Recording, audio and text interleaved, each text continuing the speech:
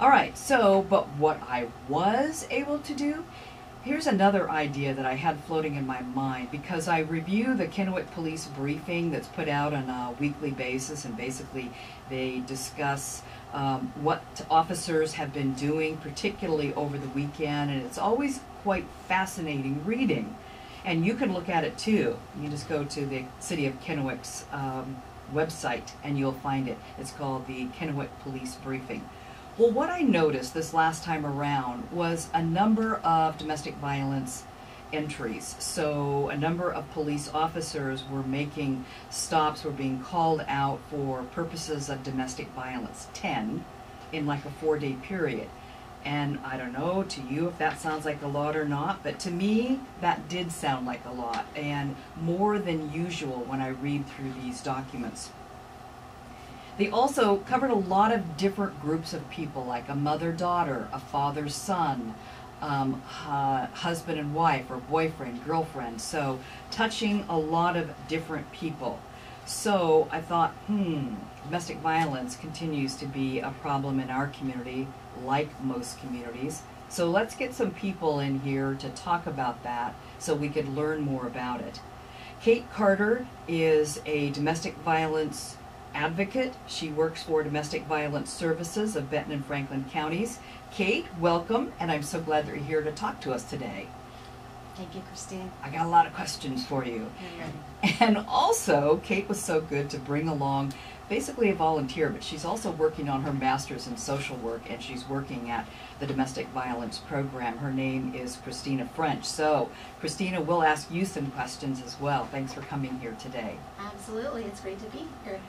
Okay, so Kate, what reasons do people call the crisis line or your agency? And I'm going to give that crisis line number several times, 582-9841. Why do they contact you?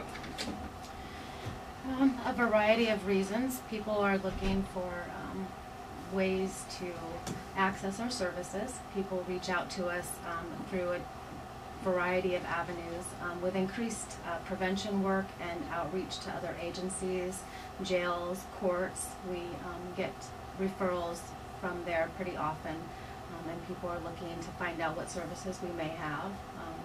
And I can explain those to you in detail, but people are calling just to see what help they can find when they start to have some questions about their relationship or identify the red flags that are going on. We've done a good job of getting our crisis line out there, and so people are calling us and saying, hey, this is happening and what can I do? Well, what's interesting, I think, for your organization is that when you first called, basically as a caller like myself, I called the crisis line. I didn't know that. And from there, they kind of figured out what did I want, and then they gave me a different phone number to call. So it's good to know that when you call your organization, you're calling for help first. Yeah. So absolutely. Our crisis line team is an excellent team. They're completely staffed in knowing which advocate might be a best fit for a caller in regards to they might be able to meet their need right then and talk about some resources. They're going to do safety planning on the phone with them, really find out what that caller is looking for, spend numerous amounts of time and energy trying to help them before hanging up the phone and making sure that there's appropriate referrals to other agencies or an in-person advocate like myself. So our crisis line team is excellent, and I encourage people to call. The crisis line is completely anonymous. They don't have to leave their name or any contact information either. well, so that was my first thought, that maybe people would be in a position where they want to know information.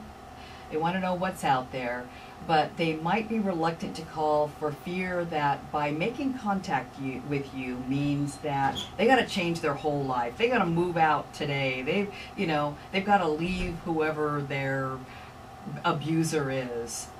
Is that the case? No, not at all. As advocates and social workers working for domestic violence services, our advocacy-based counseling model is driven by client determination. And what that means is we're meeting the client in whatever space they're in. So if someone calls and is saying, I'm feeling very unsafe and X, Y, Z behaviors happen, very scary behavior, which is alarming to us, very scary, but they're not ready to leave. They don't want to leave the house. We would never encourage them to do so. We would never encourage them to make choices that they weren't ready for.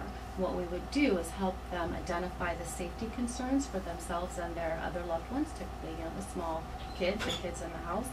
And so if you're not leaving, then how do you make yourself safer in the home, knowing that violence is coming? So we're doing constant safety planning, constant crisis intervention with them. And then really once that bond is connected between a person and whether it's online crisis line advocacy or in person, then they keep coming back to you. And a crisis plan, a safety plan changes every time we talk with them. And small steps really help that client make these informed, safe decisions. It takes people 8 to 10 times to successfully leave an abusive relationship. 8 to 10? Absolutely. Ooh. 8 to 10 steps. And each step may be little steps, like maybe just getting your own checking account and trying to manage your own money. That's part of our safety planning, is how do you manage your own money? How do you keep money and be able to not be so isolated financially, to actually picking up and leaving, packing bags and leaving. There's just a wide variety of safety planning, and those are the conversations that we have. And so each step is a little bigger piece of independence and empowerment for that person. It also can help gauge their perpetrator's response. So leaving an abusive situation is right away something that may not be the safest option for them. Mm-hmm. And we are going to have those really thorough conversations about safety and empowerment. So no, we meet the client, we meet the person where they're at.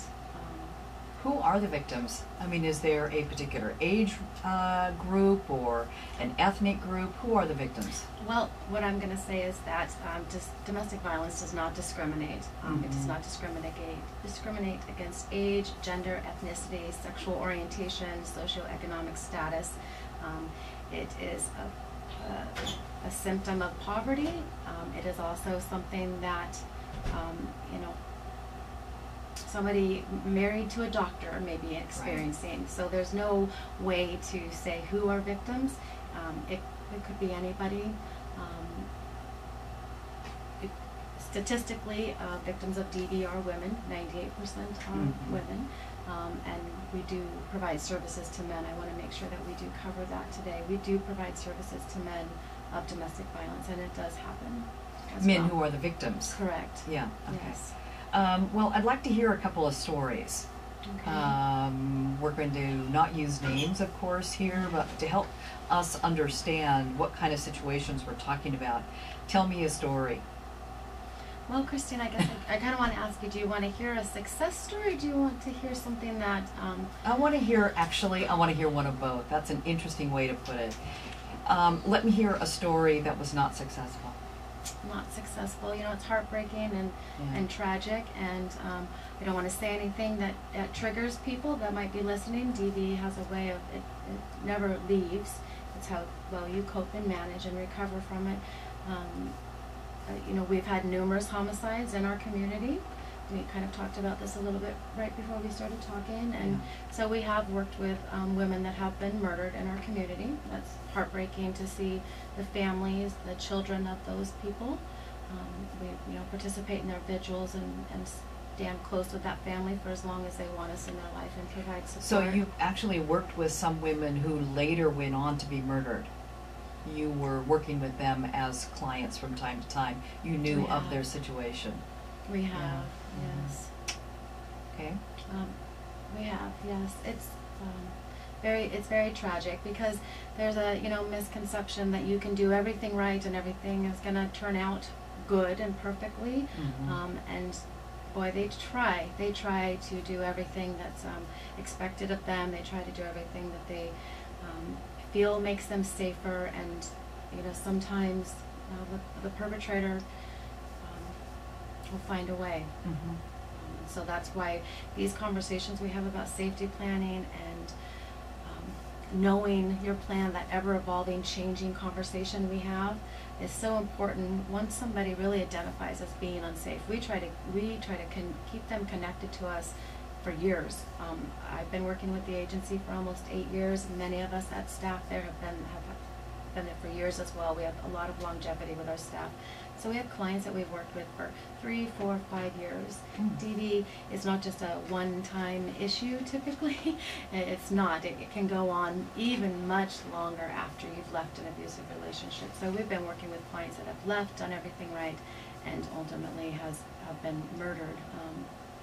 And that's not a success story, Christine. All right, so yeah, that's the opposite of success. Let's go to one where people move on and either separate or go on and make their relationship work so that everybody is safe. Those are the best times. I mean, Yes. You can see I'm already smiling. It happens frequently as well, so I don't want to be completely discouraging. Good. We have women that still come into our office, and I may have not have seen them for a year or two, and they come in and they're just changed people. They're bright, they're healthy, their kids are there, happy, smiling. They talk about the success in school and jobs. They have driver's license, their own apartments. They're doing so well. They may or may not need us anymore. There's some women that stay with us that are participating in our support groups that are now mentoring other younger people or people who are just thinking of leaving the relationship, and they're in that support group telling their story, helping empower that new person into the group. Sometimes the work that I do is tragic, is the word I will use. And so when I do oftentimes sit in and facilitate a support group or go to community outreach events and people are telling me their success stories, it is a renewed feeling of greatness. Really seeing people later after being gone and having their own independence and sense of self back is so wonderful. And it does happen. It's something that I try to give back to people like law enforcement, our prosecuting attorney teams and defense teams. You know, they're seeing people in their worst moments. I've worked with city attorneys that have just seen clients that are, you know, people have multiple domestic violence incidents. Say Right, the Kendall Police right out Department. of the police briefing. And so you all bet. they see is what's in the incident report. All they see them is in their moments of crisis. I used to work with one city attorney really regularly, and I used to try to tell him all the time, look, she came back, she, you know, of course I'm not making confidentiality clear, but she came back, we've done a protection order, she's in college now, you know, I want you to know that she's doing well. She's doing well. She's healthy and she's safe. And so giving that feedback to the community as well is important to me, whether they're in a professional role or just hearing that now on the radio. It does change lives, and they're out there being their own advocate for other people. All right. I want to talk about very specific services that your agency provides, because it's not just a phone call. I know you do a lot of other things, and you have a residential program as well. So let's take a break here, but when we come back, we'll learn more about domestic violence services of Benton and Franklin counties.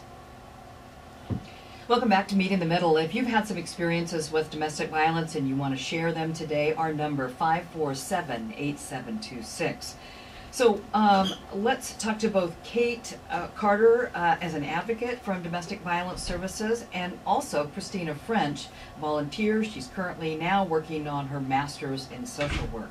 I want to learn about the range of services that your organization provides. So tell us about that. All right, Christine, quickly, the phone number you just provided was incorrect, and because we're trying to make sure that crisis line is heard correctly, it is 509-582-9841, 24 hours and completely confidential. And so I just wanted to say that. Thank you. Okay. So our services at Domestic Violence, I want to emphasize that there are services outside of shelter and crisis line. A lot of people in the community think that we only have a shelter house.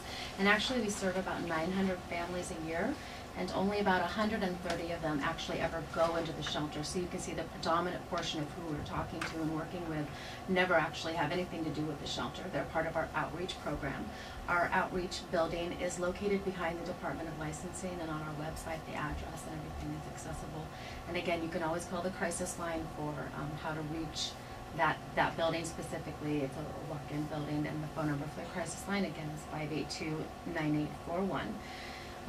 The outreach office, we provide legal advocacy, and what that means is We provide criminal and civil legal advocacy to people, which is a huge portion of their experience. Oftentimes, like you are reading the roll call briefings, the first interaction may be with law enforcement, or their first interaction may be walking into the courthouse to get a protection order. And so the police jurisdictions, the courthouse, the clerks, all of them, the prosecutors, they all know our program. They all make referrals to us. And so what we're doing is working as a liaison between that system and the person experiencing abuse. That's so complicated. Many people don't have any idea about the criminal legal system, the civil legal system. It's so confusing. And so having someone there to support you, to explain things to you, give you some real answers, some timelines, some realistic expectations, say, of a criminal case, certainly diffuses a lot of that anxiety and crisis about what may be going on. So we do a lot of legal advocacy work with our outreach program. We also do jail outreach. We go into the jails. We work with people there. We do outreach to the jail staff. And we also see clients, women in the jail pods right now. We've been doing that for a couple of years. Our crisis line is accessible free from the pods, one of the only phone numbers that is the case. It's an underserved population. Every time I go in there, I leave realizing that I should be visiting the jail every day. There's people have grown up with family violence or experiencing family violence, and unfortunately have ended up incarcerated for just various reasons. But there's certainly an underserved population in the jails. We do weekly support groups. We have support groups in English and Spanish. Again, you can call our crisis line to get the details and the times and dates of that, but I encourage anybody to make that phone call and come and sit through one or two different types of sessions. We have one that is based around some art and some healing, discovery and emotions, and then we have more traditional talk circle type groups. We have a Spanish-speaking group that has made huge movements in our community. Advocate Maria has had a Spanish-speaking group, and that group is just so collaborative, reaching out to the Latina community, doing their own movements inside the Spanish-speaking communities. It's just amazing. That group is so supportive to each other. We have protection order clinics, so if you feel that you need protection from somebody that is abusing you, you don't have to call the police. People are very hesitant sometimes to call law enforcement, and so there are ways to get protective orders in place. It's something that I do routinely. I did one yesterday. Christina here did one yesterday, a protection order. We do that paperwork with you. We stay with you through the process. We will go to court with you as well and accompany you, moral support, all of that. We won't abandon you during that time. Again, it is one of the most violent times of an abusive relationship is when you're actually leaving. The violence can severely escalate during the time of getting a protection order or reaching out to law enforcement. Taking that stand, so to speak, can really trigger some violent behavior. So I encourage people not to do a protection order without talking to an advocate, because we're gonna do safety planning with that protection order process for weeks, in fact.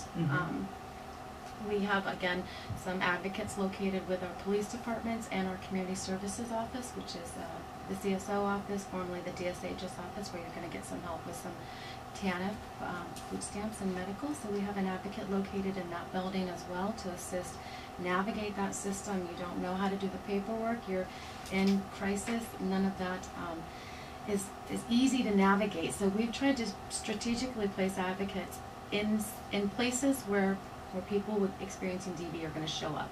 Police departments, CSO office. We have a great rural outreach program with one of our advocates that goes through all the different communities that are in the outskirts: Prosser, Calotis, Basin City, Connell, Patterson, Plymouth, distributing information. She has some sites where she shows up to on a regular basis, or is working closely with those programs so that they know how to contact her. People, out in Connell don't have access oftentimes to getting into the Tri-Cities. So they can be very isolated out there. Now, Absolutely. You yourself are located at the Kennewick Police Department, and you were telling me that you go and make contact with folks whenever there has been a police report. Is that correct? correct. Yes, there's an advocate in most of the police departments here in our jurisdiction, or some sort of victim services. I specifically do work inside the Kennewick Police Department as part of my role with domestic violence services. I'm still a community-based advocate, but I am outstationed in the police department, much like the woman in the CSO office. I make contact with the victims of these incident reports that you were referring to, and it just depends on what they want assistance with. Working with people that have been involved with law enforcement can be tricky. Sometimes they're not the one calling for help, it's the neighbor, it's somebody else. Yeah. Oftentimes people that are still, or that are police involved, are not quite ready to be leaving. So I'm having these really gray conversations. I have to get in and make a bond with them. I have to have them understand that I'm not there to make things worse for them, that I'm not maybe working for the police is sometimes a misconception. I'm trying to work as a liaison between them and the police, or the system, as I'll just put it, while making them understand what their options are and being safer. Whether or not they're ready to leave or even cooperate, having more information and being empowered makes them typically engage better with the system and have a more realistic expectation, therefore diffuses the crisis, and focus on safety, focus on their children. Yeah. Let's turn to Christina, because you have worked as a volunteer here in the Tri-Cities for domestic violence services. What have been your experiences? Why do you do it? Goodness sakes. Well, that's like jumping into the frying pan, isn't it? Right. I don't know. It's something I've always been drawn to, to help people in crisis. I think there's just a lot of people out there. I don't think I'm unusual. But when I first started, it was actually, I was taking an undergrad class to prepare for graduate school and finish up a second degree. And it was a requirement for my degree to do a few hours of volunteer work in domestic violence, because it was a domestic violence class. I went through their extensive training as a volunteer before I ever met with a client. That's a requirement in the agency. And then you go ahead and shadow someone for a little while, so you're never on your own.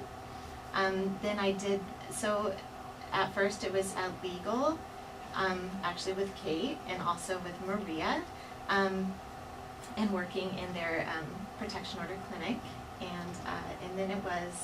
and then I decided I liked these people and I liked doing what I was doing, and so I continued to do it after my class was done, and just kind of stuck around. I said, hey, I'm kind of curious about the shelter, and they said, as a volunteer, the opportunities here are open for you. We want you to help in whatever way that you think you can best help. And so I was able to go into the shelter, and I did that for about 9 months. Then when I went back to school, it was time for my school to place me in a local agency, and they said, how about domestic violence services? And I said, yes, I love those people, of course I will go. And so I've been doing that since, oh gosh, when did I start? Late August. Yeah, okay, August. So I'll be doing that for a full year until I graduate in August. Thank you, Christina. We're going to take a break here, but when we come back, here's the question that I want to pose, because those of us out in the audience that maybe have a friend or a relative, what can I say? What do I say? We're back in a moment. Welcome back to Meet in the Middle. We're talking about domestic violence. So my question, Christina, let me ask it of you. What do I say to somebody? Maybe they're my sister, maybe they're my neighbor, and I know that they're in a situation that is probably not really safe or healthy, or I just observe something. I just see something that doesn't seem right. What can I say?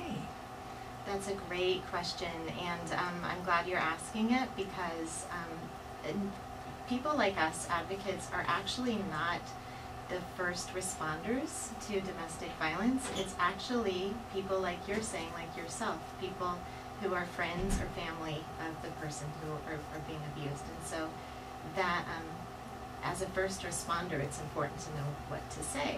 I know people are concerned about making someone upset or making someone less safe by bringing something up. Or losing their friendship, quite frankly. Yes. If they think that I know something, they may avoid me. Sure, yeah. Our recommendation is to, you can say, always say, I'm concerned for you. I've noticed something, I'm worried about you. This is what I've seen. You can't argue with someone who's concerned and worried for you. It's just an emotion. And so I think that can be a door into that person opening up and then talking if they're comfortable. If they're not comfortable, you can just say, here is some, this is the crisis line for the local domestic violence agency. If you are in a place that you need help, you can call them, whether or not you want to talk to me about it or not. If you would like to, I'm happy to go with you, support you in what decisions that you want to make going forward. I'm not here to tell you what to do. So if that seems like too much, and sometimes you can just ask, how is your relationship going? How is everything? And maybe they'll be open to discussing it. So that crisis line number, make sure that I get it right. It is 582-9841. That is correct. Okay, good. Probably got the numbers wrong before. All right, so it is important for us to say something, and offer that we are there and that there are resources in our community whenever that seems that they want to move forward on it. We can't do that. I mean, you can't drag somebody down to your offices. Kate, that just is not how it works. So, you know, I've been doing news for 30 years, and this has always been a problem. It is a societal problem. But here's what I want to know from you today, Kate. I want you to tell me that we in this community, for example, have gotten better at something. What have we gotten better at in terms of domestic violence?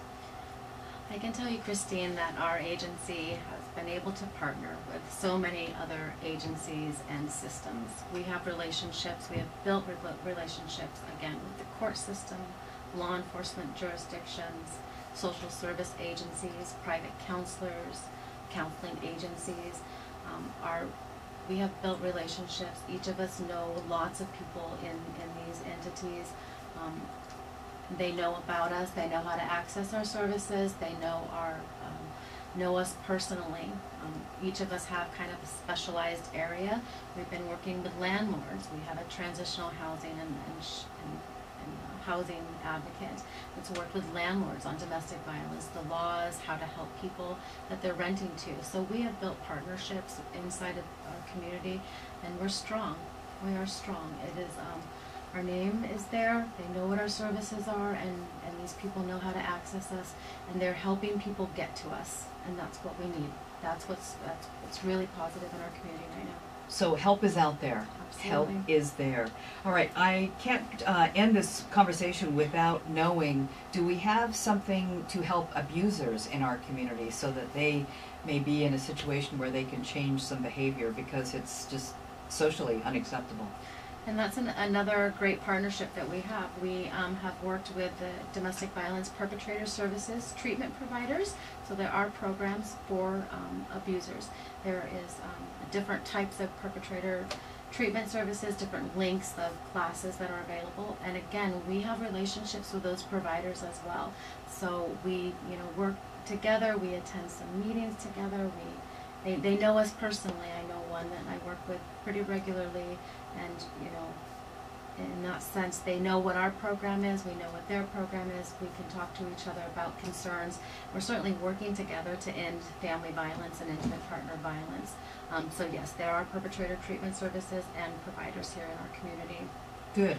As I was driving here today, I realized that I forgot to bring my gift card that I have gotten from Payless Shoes, that my church has requested that we make a donation to the church, and then they're going to give it to you, but I could have given it to you straight on. So do you have a need for Christmas sponsors? Absolutely. Thank you so much for bringing that up. Right now we are sponsoring families, our shelter and our outreach. We have quite a few people that do need help making Christmas happen for their little ones. And so by calling the crisis line, the 582-9841, any individual, family, or agency can call up and sponsor a family, whether it's just one or two, a single person with a small child or a larger family. Just make that call to the crisis line and we'll get you connected on how to sponsor somebody that's working with our agency.